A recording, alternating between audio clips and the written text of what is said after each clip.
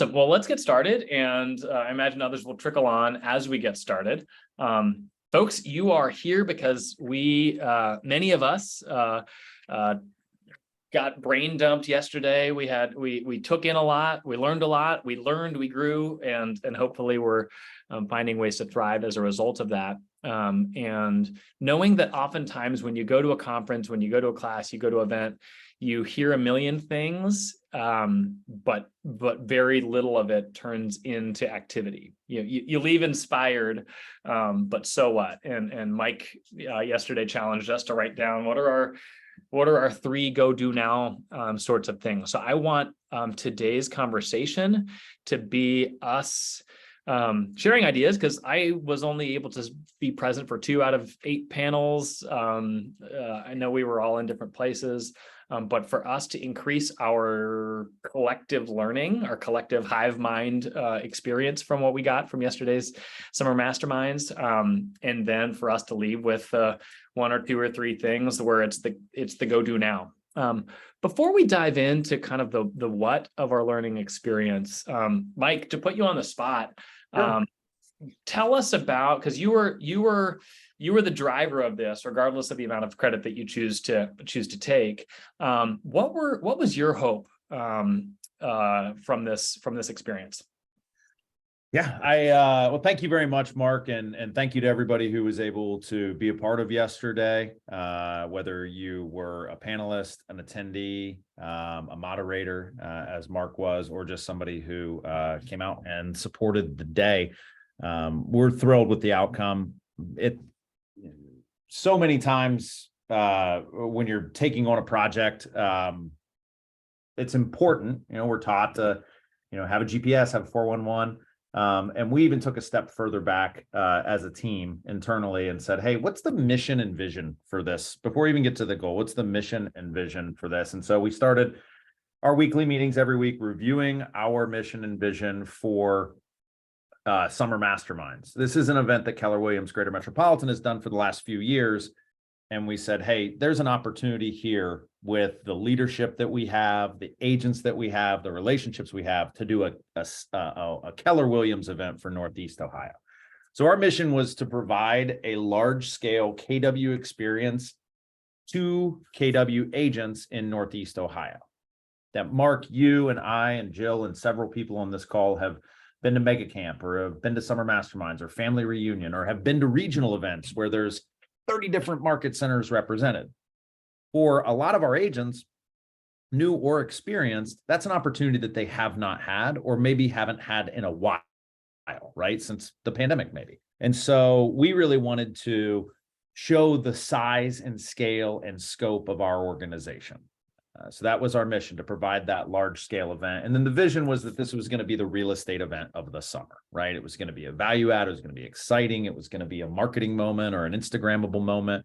And that you were going to leave with bits and pieces that, reminded you, whether it was the notebook, the lanyard, the sticker, all the swag, all of that fun stuff, but to make it an event, right? In our office, our Director of Agent Services is actually Director of Agent Services and Experiences, right? And so when we think about the mission of Keller Williams Realty International, careers worth having, businesses worth owning, lives worth living, experiences worth giving, and legacies worth leaving, we think that experience piece is really in the events that we do and the trainings that we do. Our goal was to have 350 agents attend. And if we're going to be accountable, we did not hit that number. Where did we finish? I think our total attendees were around 315.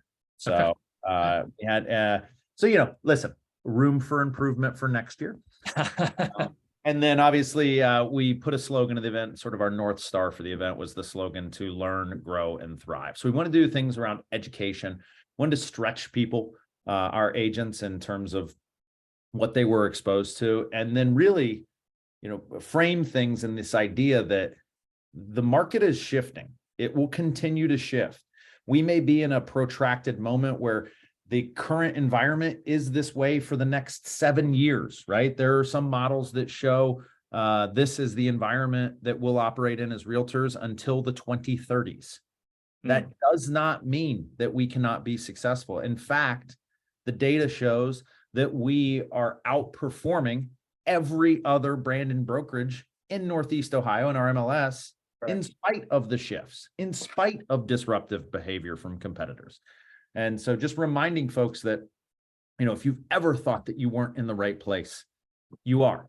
And in fact, there are a few places on earth that are better for you to be in business, let alone be in a real estate business. Mm-hmm.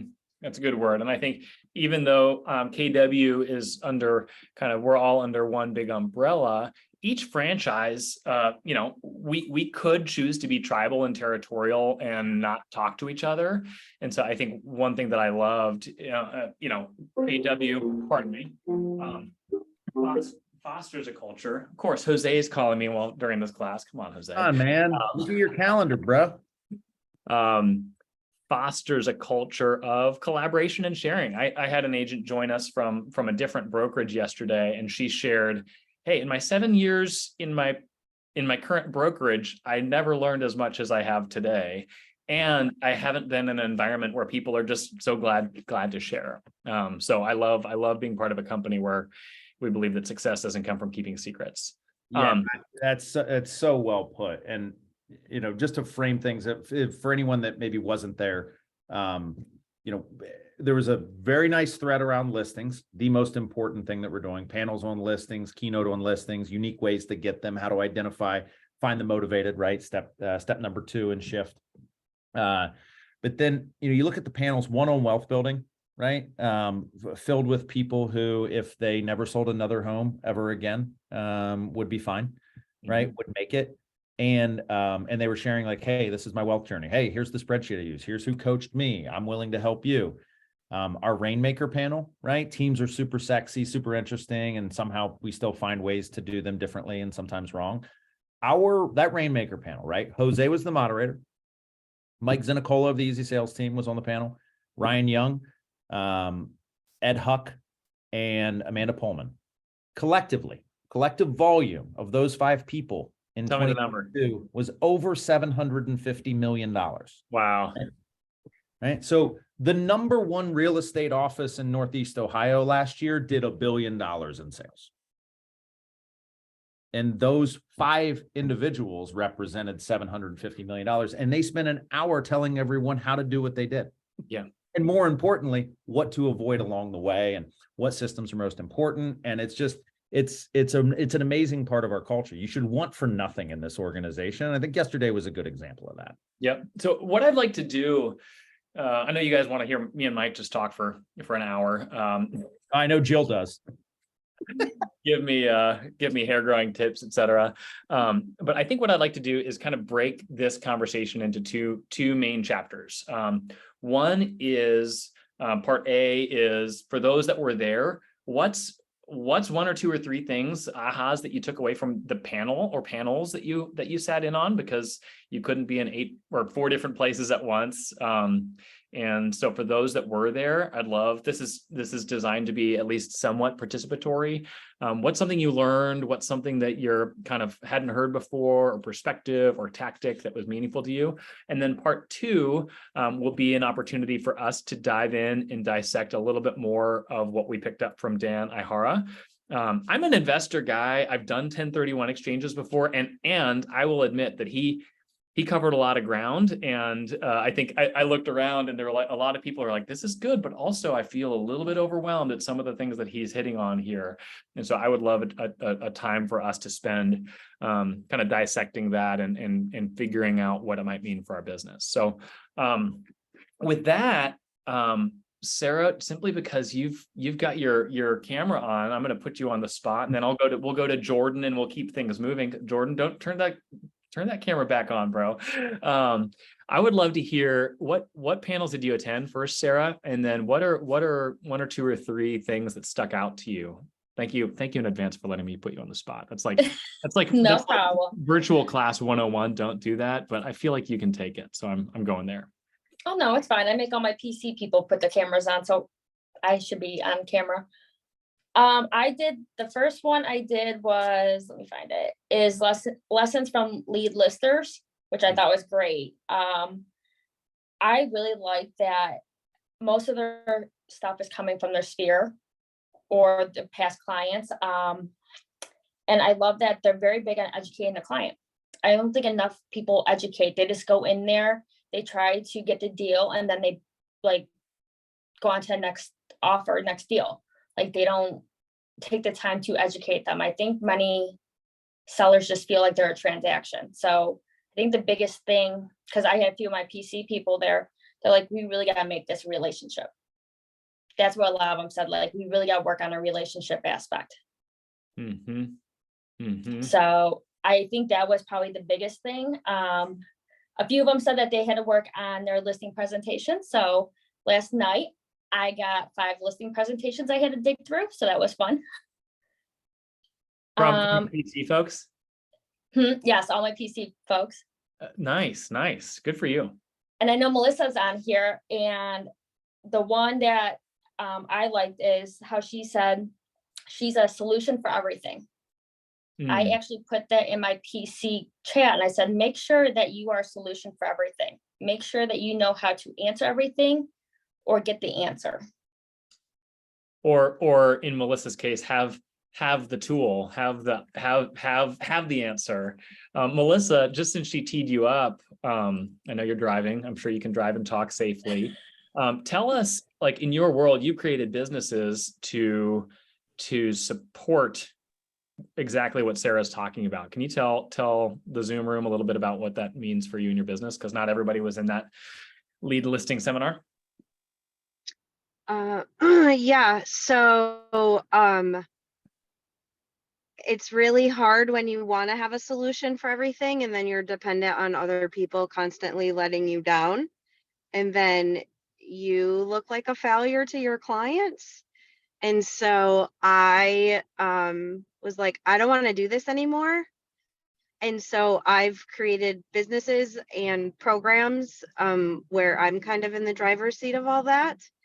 And so besides running a real estate team and having a real estate business, I have a staging company, a photography company, and then I run a program where we go in and help sellers fix up properties, from painting a bathroom to $75,000 house renovations.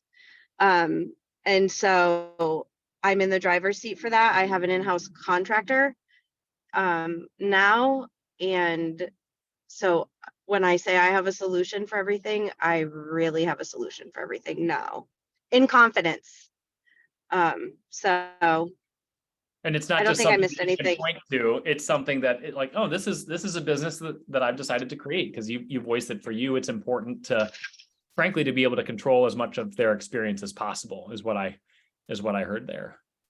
Absolutely. And, you know, I think every Sense family reunion, I think part of the message was like, people don't care how much you know. People, like, especially coming off COVID, people just want to know how much you care.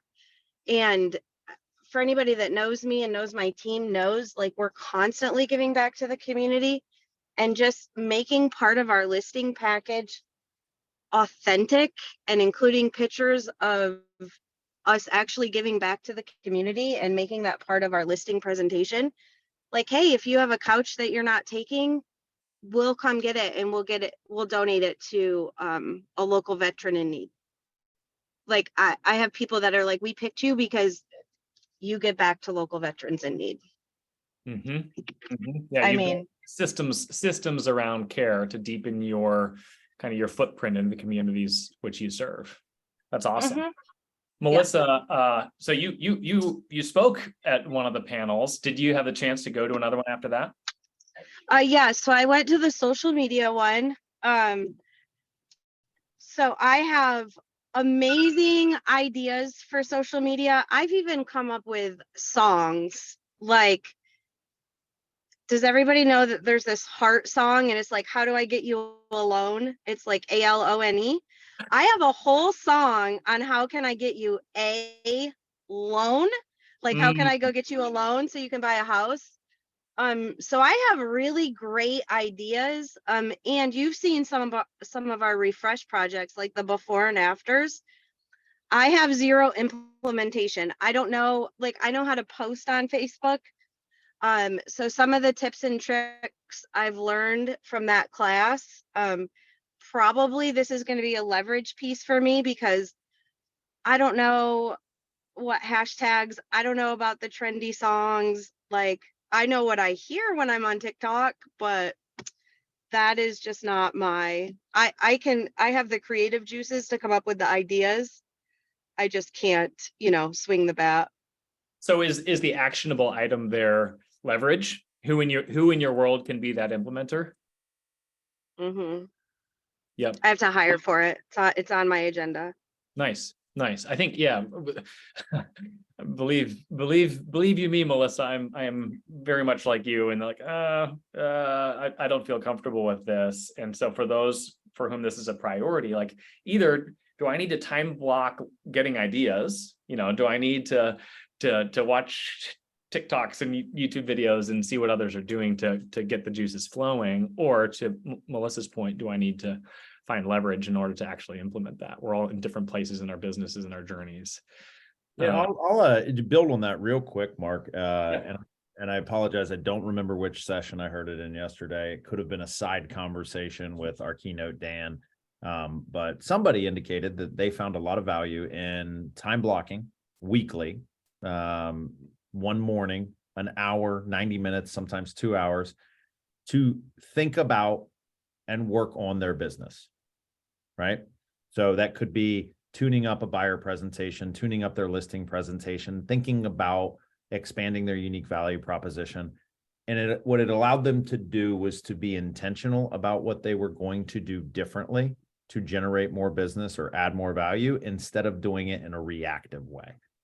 And it was just an hour a week where they would go into a room, shut the door, and say, okay, how can I improve my business?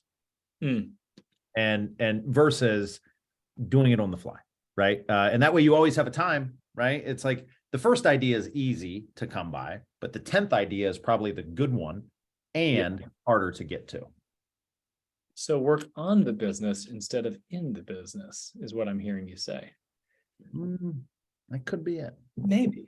Well, and I think to go a layer deeper with that, my coach, he encourages me to tend something called a parking lot, which is basically, if I have an idea or a problem arises that I don't have the time to really dedicate towards, where is the place that I go? Because like, Mike, you say that, oh, time block, place to work on the business. And then I'm going to go sit in my chair and be like, so what do I think about now?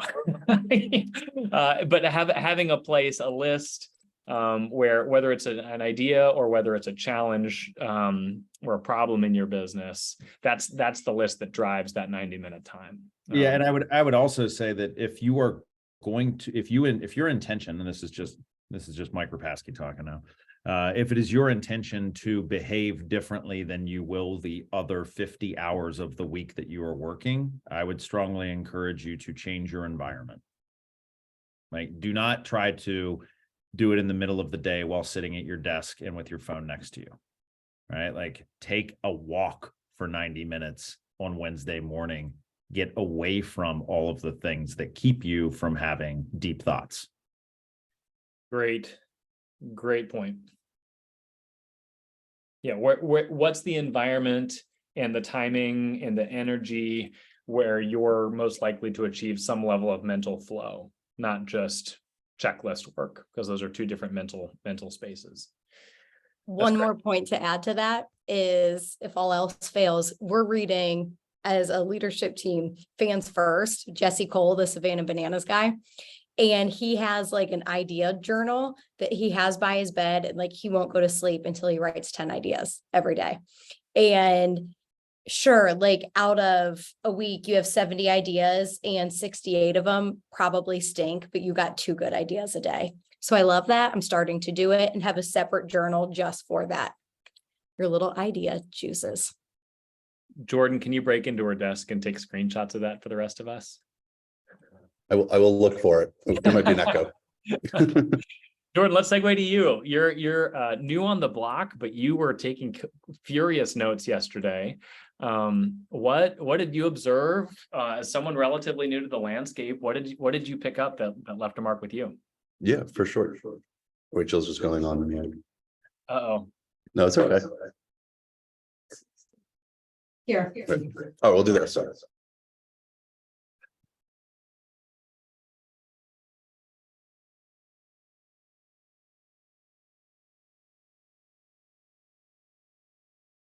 You're both muted. Can you hear me now? Yep. Let me put your sound. Put your sound. Turn There we this go. on. Okay. Nice. There we go. Sorry. We're working through it. But we're that here. was brilliance in action. Thank you. Yeah. Team effort. But so the breakout room that I was really enjoying, I mean, I joined both of them, but the building the wealth one that Mark was leading, I thought was wonderful and really well done. It was for leaders who really spoke about their personal wealth or personal wealth plans and how it doesn't just equate to money. I thought which was really interesting. Wealth can mean different things to different people. And a couple people stated being financially independent, to be able to control your time is kind of one aspect. Also speaking to, there's a real compounding effect from deal to deal, especially when you're starting off. And this is other ways to invest in, real estate based, I guess, investments, you could say. So putting your money back into your next deal, putting that profit, back into your next deal, right off the bat, not worrying about like certain lifestyle types items like cars or jewelry, or other type things that might be a little superficial. It's great to maybe those down the line, but it's important to kind of start that compounding effect really quickly. Just a couple few points, that I was generating from that. If you have a good deal, the money and capital is always there. So if it's a good deal, if it looks great, you just have to find that capital, find that money, whether it's borrowing from someone or kind of taking out a loan or finding the money, from an investor standpoint. I think that was crucial to hear. The other thing that I thought, that framework is the framework of people's wealth and people's financial plan is completely different for person to person. So obviously there's certain actionable steps that I think give and kind of start building your own personal wealth team that I know Dan will speak to, I guess, later, or we'll reference later, but Dan was speaking to that a bit as well from perspective. From a real estate planning perspective, kind of building your team around you specifically. So kind of that consisting of a financial advisor, accountants, and an insurance broker for your own personal business. I found really interesting. And the last point I'll make on that. Oh, losing audio. 3 and 5 year plan as well for each of those items, and really balancing your weekly balance sheet, either weekly, monthly, just continuously tracking against it. I found that to be really valuable for someone like me who's starting out in this world. Yeah, no, that's great. That was a really fun, the wealth conversation was a really fun one.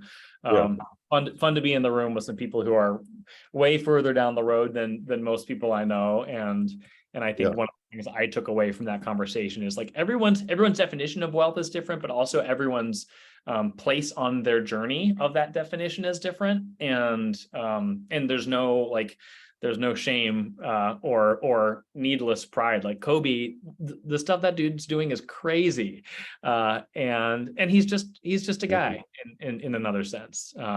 Which no, for sure. We followed each other on Instagram. He's just starting out there too, and that's how we kind of connected and just started watching some of his videos, and it's just very, very interesting to see what he's doing in the market and really trying to push his name out there from like a social media perspective as well.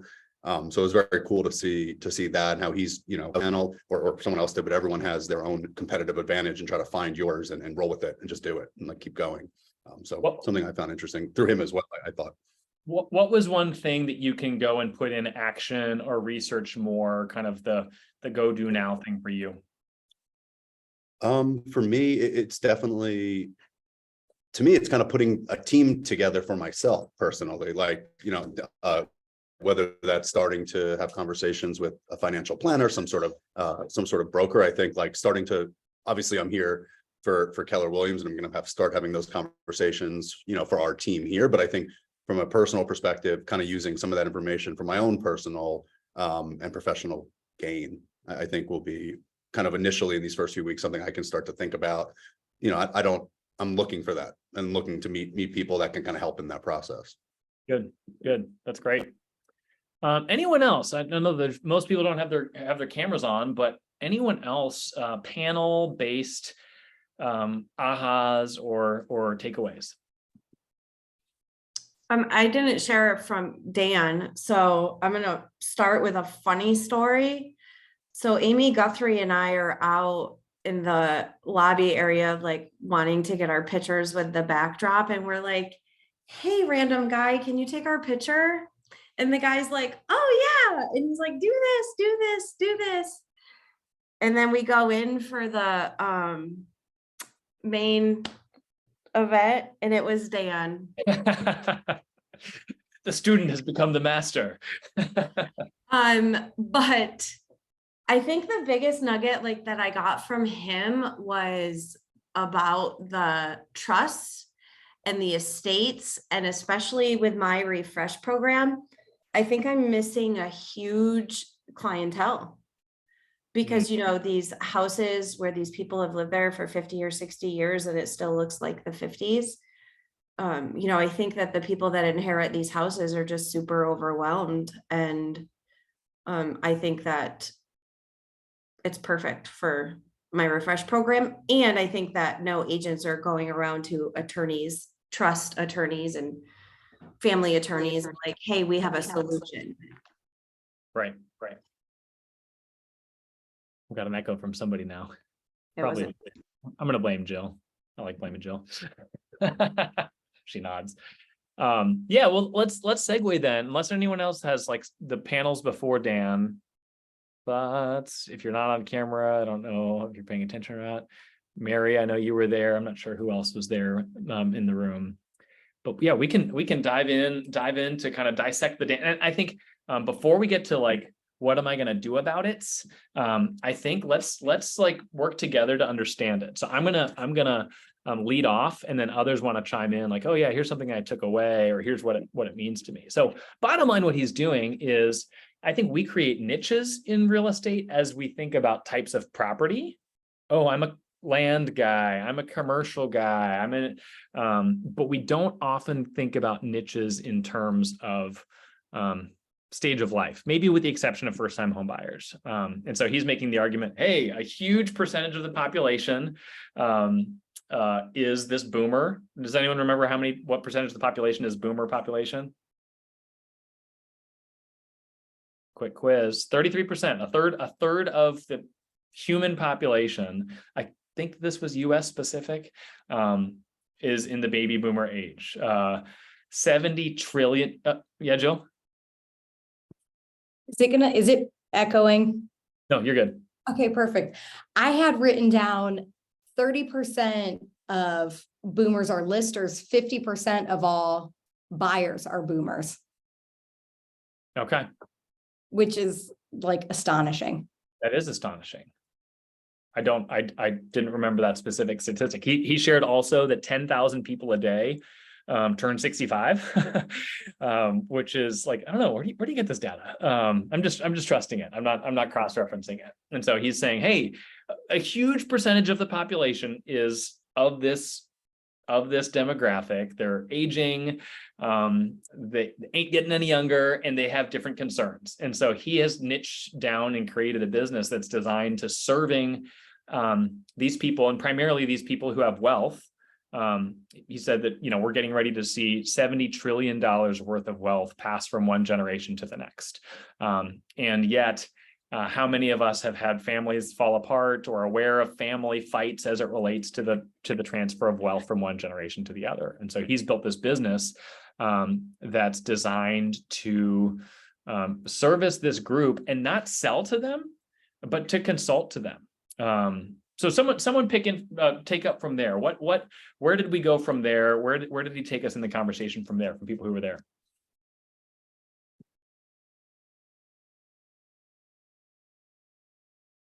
Mike, I'll put you on the spot. Me? Yeah. Oh, man, I was in and out of that room the whole time, but I think that, you know, it goes to some of the things that Melissa touched on, which were around being heavily education based, right? And this idea that the way that it resonated with me is that the market for the last 5 years has been filled with people that want to sell, right?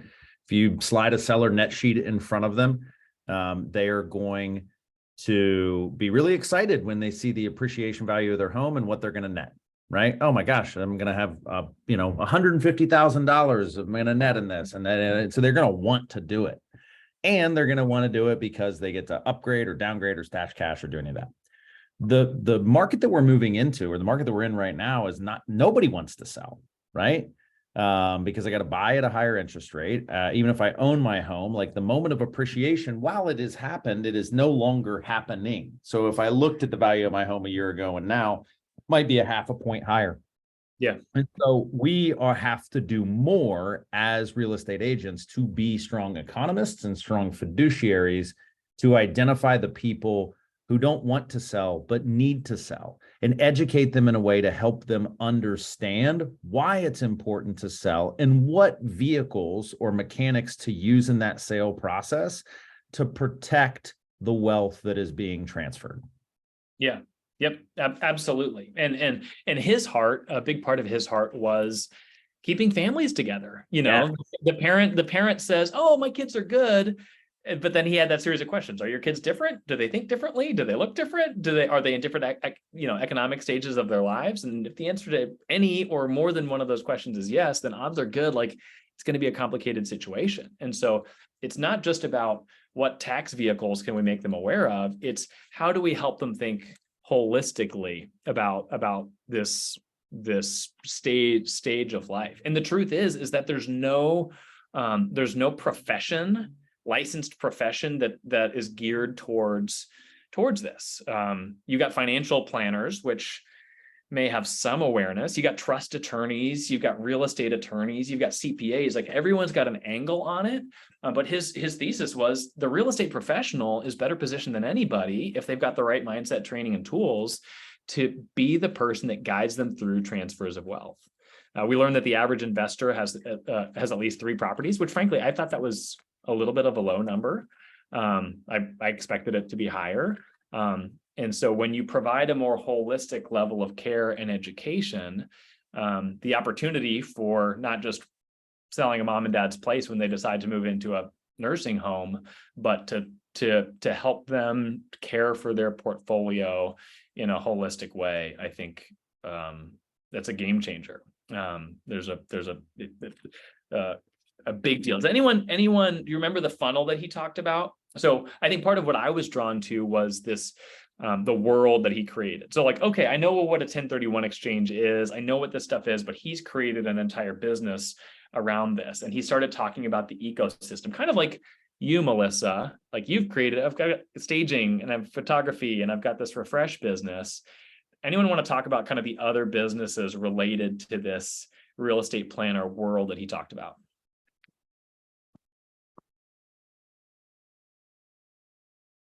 I can keep going, but I don't want to turn this off.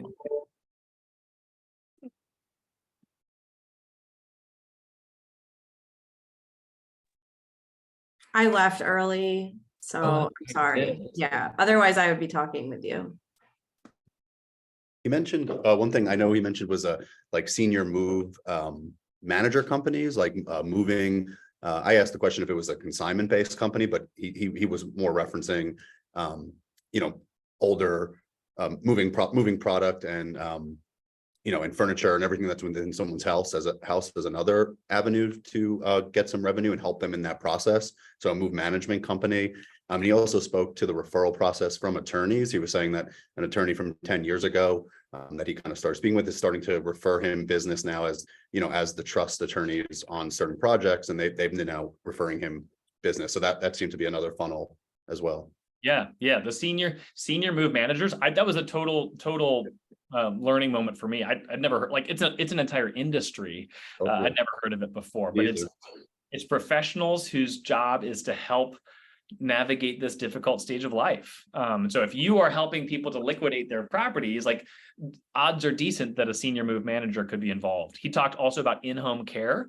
Oftentimes mom and dad are still at the home seeking in-home care, but that means that there are next potential steps in the way. And so the in-home care, senior move managers, and then the sale of the home is often after that. And so I think one of the action steps for people that were drawn to this model is, what does it look like for me to do the whole drop off business cards or get coffee with people that are connected to the senior move management business in the respective communities that you serve, as well as in-home care business, because those are big businesses. And there's big checks being written for the people to receive quality care in those communities, but those are real referral sources. I think sometimes we think about divorce attorneys, we think about maybe accountants, but those were two niches that I think are going to be major players and are going to be increasingly major players as we think about kind of the life cycle funnel of aging boomers, and particularly wealthier aging boomers. Other thoughts, other takeaways as it relates to Dan's keynote? Mark, a couple things. He'd said this towards the beginning and it blew my mind, and it just woke up my eyes to, if you don't understand this, you need to understand it so you can be a real estate advisor. He said, we are about to see the greatest transfer of wealth ever. The prior generation transferred $7 trillion of real estate wealth. The next transfer is expected to be 70 trillion. It's astonishing. And it really, the whole thing opened up my eyes. And something else he said in the beginning, even aside from the real estate planning period, he said, we actually talked about shift in our team meeting today, but he said there's 6 core competencies in a shift. And even Gary will tell you the 2 most important ones are get an appointment and get an agreement signed. Yeah. Yep. So these 2 I wanted to bring up. Yeah. Well, and to piggyback on that, I think one of the things that I felt most empowered by, because we all know we're in the relationship business. We all know that our business grows as we kind of strengthen relationships with the people in our world and grow the number of people that we have relationships with. Yet, one of the top objections that we have or that we get is, what'll I say? I don't want to just be the, hey, do you know anybody that's looking to buy, sell, or invest? I'm not always hosting an event to invite my people to. And so I think for me, part of what I thought was most actionable is, hey, this is a real touch. This is, hey, like the role playing, hey, do you know what real estate planning is? No, what is it? I help people build, protect, and transfer their wealth. Is that something that you would benefit from a conversation about? And who wouldn't? And frankly, like Dan leads a MAPS division that's dedicated to really mastering this. And part of the opportunity out of yesterday was to kind of get into that community. But frankly, like the stuff he talked about yesterday, you don't need to have some sort of certification to be able to provide a level of care to people. So to me, it felt like, hey, are you calling your database twice a year with this as your talking point?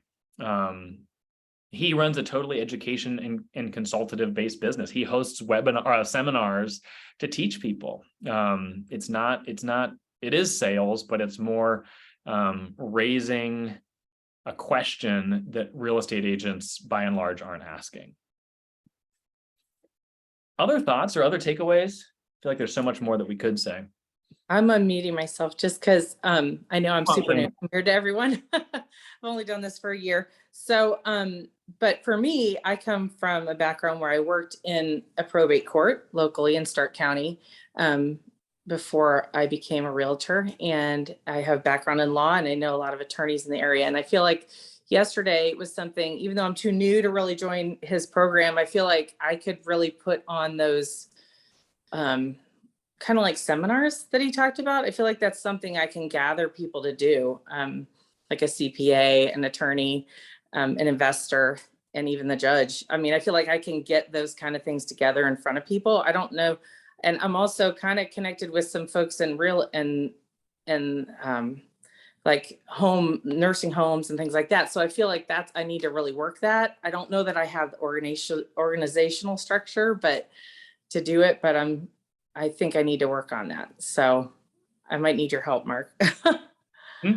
Or just advice, because that's something I feel like I could do. I'm not experienced enough in real estate, but I am very experienced in those worlds, and I understand probate and estate planning very well. And one of the things that was fascinating to me is that he said about those transfers, and how you could use those to transfer your wealth. But also, I don't think people realize nursing homes are way more than people understand. It's typically 10 grand a month or more right now.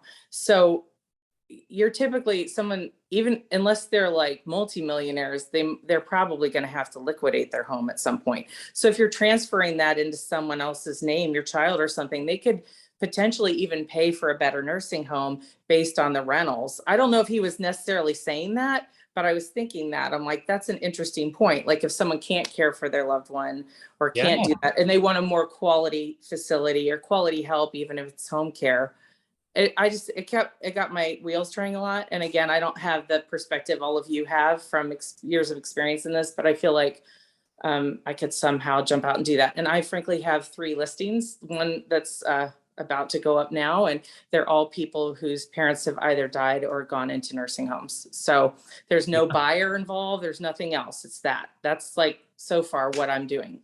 So yeah, well, I actually thought about you, seeing you sit in the front row. I'm like, oh, Kim, with your legal perspective, you've got Amy Guthrie pulled me up there. I would be sitting in the back row otherwise. but your lens, you've got more experience and perspective on this stage of life and the challenges with it. And I think part of the opportunity, and you're kind of touching on this, is many of us have a more passive service approach to real estate. It's kind of, like Melissa was saying with building out different businesses. It's like, oh, if you've got a question, I can answer that, or I can connect you with someone. We take more of a reactive approach to people's needs.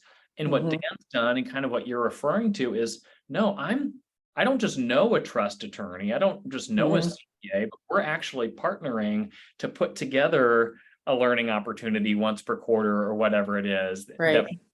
And when you're doing it that way, they're incentivized, or they should be incentivized, to invite their database to it, because we all stand to benefit as we provide value to people who have those needs. It's not just about monetizing their situation, but it is about providing that value. And so for you, it's not just if someone says, oh, I've got an aging parent, can you help? It's like, the answer to that can be yes, but also what does it look like to build with initiative towards that, which is kind of on the step of thinking through. I love There's this big theme of education going around, and can anybody confirm, is KWL, is that Amanda Pullman, before I say this? I don't think it is. I think that's, it's okay if it's not bad, but I know she is a huge Glover lover. And so before I say this, the only downfall of the event that we had yesterday was it wasn't long enough. I wish it was like a 2-day event. I wish we would have had more panels. I wish we would have had breakouts, intimate masterminds. Like, it was amazing. And second, like, this whole education, like, everybody's like, education, educate your clients. All people want is education. Kimberly, like, you're a year in the business, like, you are a veteran. Like, you don't get to say you're new anymore. After 90 days, girlfriend, you're not new. But I heard that whoever put on the buyers class at Elevate, that you guys had a really good turnout for that. I don't know, Jill, if you were there then, or if that was true. I wasn't here, Ben. Okay. And I know, like, we just did a home buyer seminar. We didn't do like a first time home buyer seminar. We invited 14 people and 12 showed up, which is like in Worcester. There's like 15 people in Worcester. So, and I know, and we only advertised like free beer and wine. Like, it was nothing crazy. And so I think that people are really wanting us to be educators and wanting us to be compassionate and wanting us to be like the liaison, and not like the person that comes in with the clipboard and the white Mercedes and the ego. I think people like really want like true, authentic, professional educators. Yeah. Yeah. Yeah. No, Well, that's good because I don't have a Mercedes, nor will I anytime soon. I don't know, white Lexus, white Mercedes. It's like a realtor thing. I don't have that either, but I have a John Deere lawnmower. Cadillac, the Lincoln Town Car, No, that's a great point. It's a different posture. And granted, we only get paid when the sale happens, but to steal a quote from Dave Ramsey, you help enough people and at the end of the day, you don't need to worry about money. And so what does it look like to we all say come from contribution or bring value, like those are phrases that we use, but what does it look like, to your point, Melissa, to internalize that and not just say oh, I'm an educator now, but no, my heart is to help people, and helping people involves helping them understand what's up from down and what their options are and how the process works, and you name it. Melissa, just to go deeper with you for a quick second, how did you get people there? I saw you posted on social media. Was that it? Did you call your list? How did you guys approach it to get that level of engagement? Well, I posted on social media, and so we didn't have a good whatever. It said, oh, your boosted post is going to get this many people, and it way underperformed because I don't have a freaking clue what I'm doing. I thought if I paid more money, it would have better turnout. We made flyers with QR codes and took them around town. And then we just went through our database and invited our A and B or our first class and coach buyers. And then we sent it out to our sphere and said, hey, anybody that you know who's looking to buy real estate anytime in the near future. And, everybody is talking down. It's freaking Thursday. Everybody's talking about doubling down on your biggest source of business. And somebody mentioned how expensive Zillow leads are. And so doubling down on your sphere, one thing that we've implemented this year is we have a private VIP Facebook group for our VIP clients. So we used to do a once a month giveaway, that we would put on our public Facebook page, and people that didn't even like us, or I don't mean this in a bad way, but the homeless people that stole our Wi-Fi right outside the window could enter to win our giveaways. And so we're giving away, we're doing $100 really awesome gift cards every single month in this VIP group. It's this much. Everything's a little bit about real estate, but not really about real estate. So this month it's use our discount at Sherwin-Williams. If you're getting paint, here's the code, and the color of the year is this. So we're always just trying to be top of mind without being pushy. Oh, we sell real estate. So I think just really doubling down on your sphere is seriously, I know it sounds like a broken record, right? But seriously, I don't know about you guys, but it costs $3,500 a month to get 6 live connection calls from Zillow in Worcester. And of those 6 calls, 5.5 of them are going to be trailers or auctions. Mm-hmm. So Yep. you do the math. Not I great. totally got off tangent. I'm so sorry. No, that's great. But I think just to put a bow on it, and Jill, if there's anything else you want to add, I think I went to the E to P panel, Building to Your Breakthrough, and Melinda Chamberlain, who was brilliant. She said so many things that I wrote down. She said one of her secrets, or part of her perspective as we think about this educator mindset, is that she seeks to approach life with a beginner's mindset, because beginners learn more than experts do. And that just whoom, that hit me, because how often do we feel like we're supposed to be the expert, or, oh, I don't want peers to know that I don't know everything, or I don't want my partner to know that I'm not whatever. And it doesn't mean don't acknowledge what you've learned, but to have a perspective of like, no, I can learn truly something from everybody. I can learn something from the agent that got licensed last week. I can learn something from a business owner that's in an entirely different industry. But coming from that like childlike curiosity was part of what she said. So I think we might hear, oh, be an educator. Well, I'm new, or what do I educate on?